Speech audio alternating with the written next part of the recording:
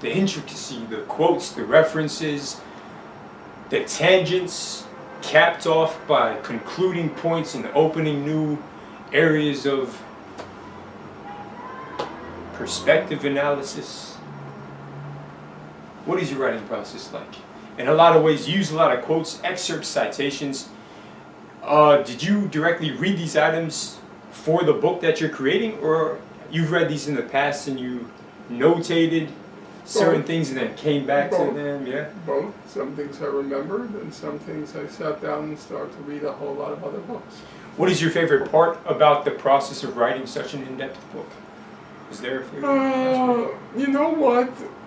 The favorite part is, at the end of the day, when you think, you know what, that's not a bad day's work. Until the next morning you get up and you reread it and you see all the flaws in the argument and you realize that's really quite shitty. And then you finish the first draft and you think, you know what, I'm now past it, I finished the first draft, until you discover that the first draft actually, it sucks, it's awful, and you have to rewrite the whole thing. I don't think there's any happy moment in a writing process. None at all. It's so tormenting, so anguishing, so agonizing.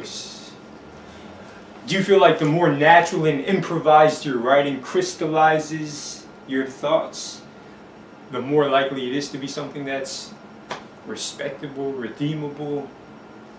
It depends. The prerequisite of writing is you have to feel like you have something important to say. Mm-hmm.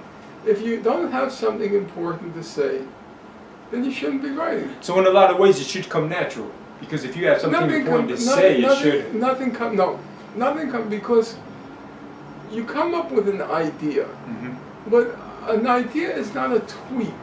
You see, Sure. So long an as it's idea, well thought. you have to work it out. Yes. There is the main argument, then the sub-argument, and then the sub-sub-argument. It's a very complex, protracted process. No idea can be encompassed, at least at the start. It can't be encompassed in one sentence. It is true that once you've worked out the argument in all its clauses, subclauses,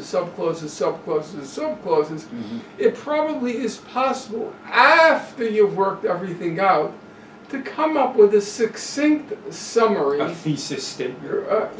After the process. Sure. But before, you don't have a clue where this is going. You know, the book I just wrote, it was supposed to be 3,000 words.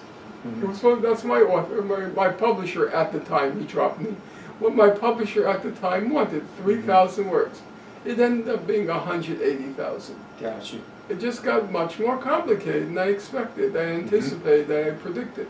How long did it take you to write that book? It's now about 2.5 years. 2.5 years. Yeah. Your writing process, you write primarily in the mornings, in the evenings? Nights. So you're a night owl. Yeah, morning is email. Yeah. Afternoon is me. I get fresh air, I try to be outside. Cool. And then usually from 7 to 2 a.m., from 7 p.m. to 2 a.m. I'm working.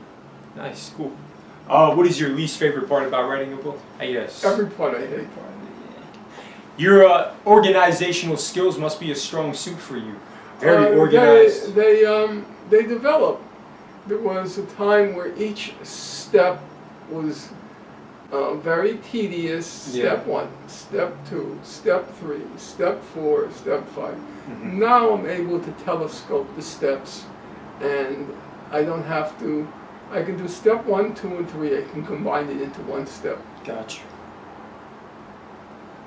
How do you relax? I go out in the afternoons. Afternoons, yeah. And also I usually watch a murder mystery. I do. Yeah.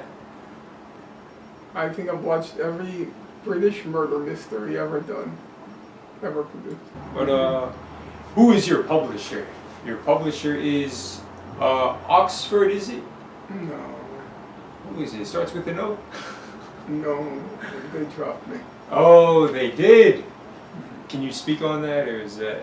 Yeah, I'll speak on it. What happened there? You had a fallout? They had a fallout? They didn't like the new book. Oh, gotcha. Because they thought, well, The truth of the matter is the publisher never told me why he didn't like it. Yeah. He didn't like the tone, he said. You Gotcha, should contact him. Ask him why did you stop publishing? Yeah, no, I guess, okay. Who is publishing this book? A fellow named Doug Lane, Lain, and the Okay. publisher is called Sublation. I'm only the second book they're publishing, so it's hard to make any determinations about what kind of publisher it is. It's new. Do you think you'll be invited to speak on the book in areas, or probably? I don't know. You know, books are very unpredictable. Would As you? you know, 99 out of 100, they sell 3 copies. Got you. If you go back to write about Palestine, Israel, would Oxford pick you back up? And probably not after this book. What do you think? It wasn't Oxford. It was Sorry. a place called O-R Books. Oh, okay. Where did I get Oxford from? I don't know. You're an Oxford statue. That's what No, it is. I'm Right? not a zero statue. If you were invited to guest speak to the demographics of your usual audience and could give the microphone to one speaker, dead or alive, famous or not famous, to address your audience, who would that speaker be? Who would you hand the microphone to? I would say the person at a strictly personal level who I respected most in my life's journey would be a person named Musa Abu Heshesh from Hebron. Really? Yes, he is the most honest person I ever met in my life. Interesting. And he's lived a rich life. He's the eldest of 28 children. He grew up in a refugee camp. He spent his life devoted to the cause of justice for Palestinians. He just retired now from being the field representative in Hebron for the human rights organization B'Tselem. He just retired this past month.